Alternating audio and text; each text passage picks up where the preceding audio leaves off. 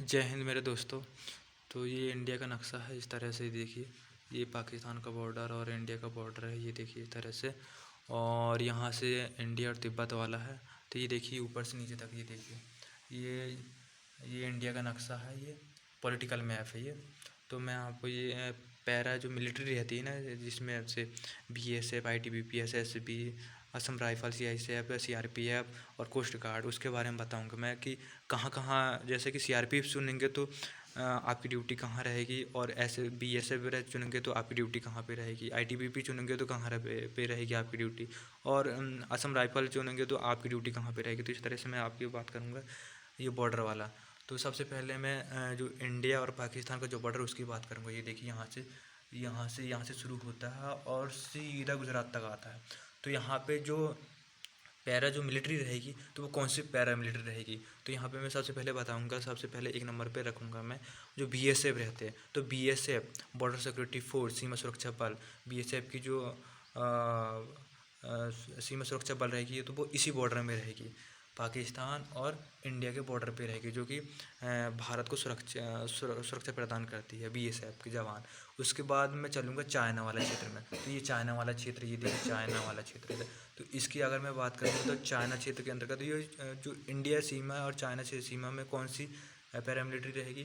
तो यहाँ पे देखिए, यहाँ से लेके यहाँ तक, यहाँ से लेके यहाँ तक, इसको छोड़ के तो ITBP रहेगी, Indo Tibet police force. Indo Tibet police force रहेगी, यानी ITBP यहाँ पे रहती है।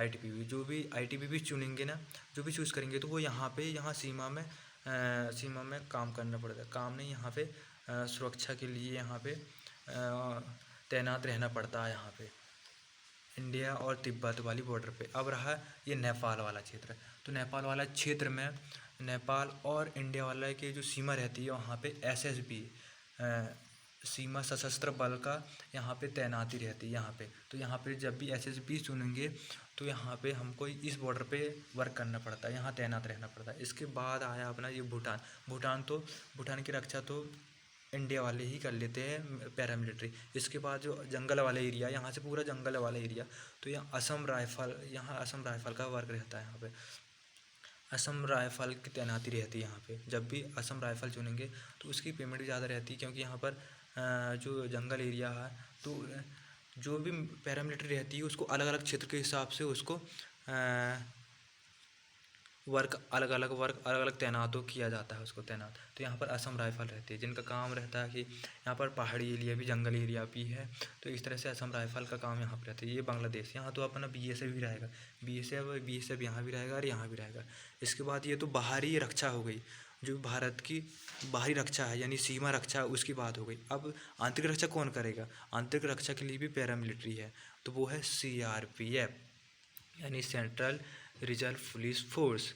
जो CRPF रहती है वो केंद्र के अंतर्गत रहती है। तो CRPF, तो जो भी भारत के अंदर जो भी दंगे फतंगे होंगे, तो वो CRPF कंट्रोल करते हैं। जैसे कि किसी को सिक्योरिटी देना रहता है, तो सिक्योरिटी में भी चले जाते हैं ये, किसी के VIP लोगों की सिक्योरिटी में चले जाते हैं। और दंगे फतंगे को भी कंट्रोल करता है ये CRPF पुलिस फोर्स। और स्टेट वाली जो पुलिस रहती है उसको भी सहायता करती है, उसकी मदद करती है। और विशेष तौर पर चुनाव पे देखते हैं हम कि चुनाव पे भी CRPF के जवान खड़े रहते हैं, यहाँ पे तैनात रहते हैं। उसके बाद रहती है, अब ये तो रहा इंडिया की आंतरिक सुरक्षा और बाहरी सुरक्षा की बात कर ली है। अब रहा यहाँ पर जो भी इंडस्ट्री, उद्योग या सरकारी वाली जो भी उद्योग इंडस्ट्री रहेगी, उसकी सुरक्षित कौन करेगा। तो उसके लिए CICF का गठन किया गया था, सेंट्रल इंडस्ट्रियल सिक्योरिटी फोर्स। जो भारतीय उद्योगों की सुरक्षा बल जो है CICF, उसका मतलब यहाँ पे जो इंडस्ट्री है उसकी रक्षा करने के लिए CICF का गठन किया है। जब भी आप CICF चूज़ करेंगे, तो आप या तो किसी रेलवे स्टेशन, रेलवे विभाग है, खनन है, और बहुत सारे ऐसे हैं, रेलवे है, हवाई जहाज़ें है, खनन है, खदानें है, ऐसे बहुत सारे जो भी गवर्नमेंट का इंडस्ट्री उसमें तैनात किया जाता है इसमें। उसके बाद ये रहा कोस्टल एरिया, यानी समुद्री तट वाला एरिया। तो यहाँ पे भी रहते हैं जवान, पैरामिलिट्री रहती है, जो कोस्टल गार्ड कहते हैं जिसको, जिसके छोटे छोटे जो जो पानी में रहते हैं ना, जो जहाज बहुत स्पीड से भगते, तो वो रहते। और INS विक्रांत रहता है जो कि पूरा शहर का शहर रहता है, तो वो यहाँ पे घूमता रहता है यहाँ पे। तो ये कोस्टल गार्ड वाला एरिया हो जाएगा ये वाला।